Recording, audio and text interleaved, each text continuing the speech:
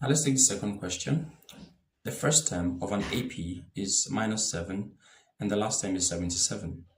If the sum of its series is 525, find the number of terms and the common difference. Now take note from this question, you're not given your common difference. That is, in trying to find A, you're not given your common difference.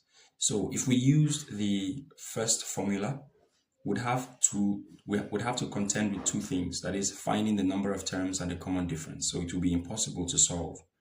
But if you use the second formula, which is this one, Sn equals n over 2 bracket t1 plus tn, then it will be easy to find the A, that is the number of terms. And why is that? Because here you already have your sum, which is 525, and you also have your last term, which is 77.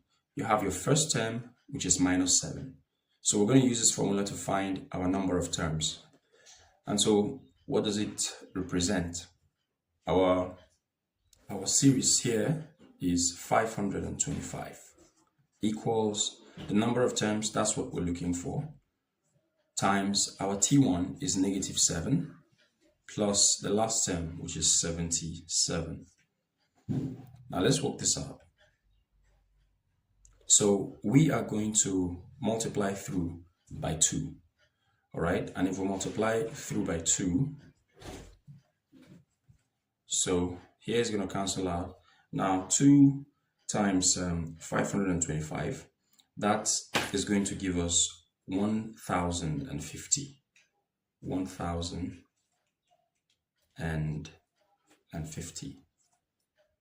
Okay, and that is equal to n times negative 7 plus 77 is simply 70. So this is 70n. Now we're going to divide both sides by 70.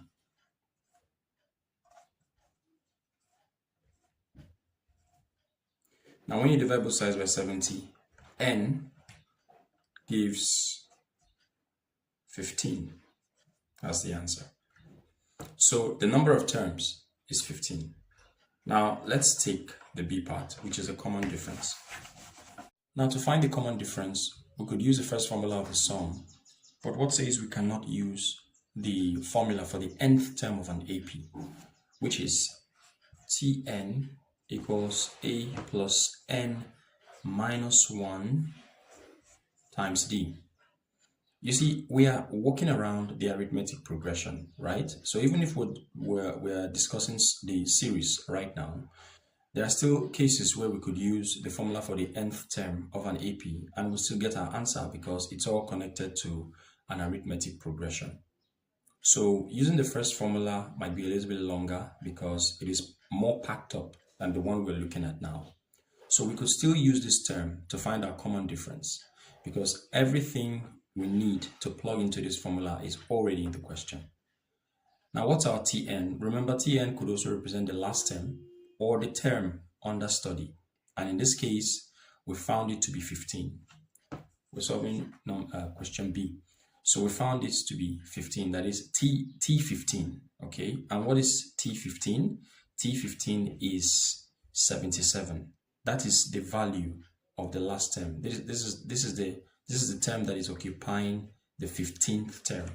So here is going to be 77 equals, my A is negative 7 plus my n is 15 because we're studying the 15th term, minus 1 times my common difference is what I'm looking for. So simplifying this now becomes 77 plus 7 equals 14D, and this now becomes 84 equals 14D, and then we're going to divide both sides by 14 and our common difference becomes 6.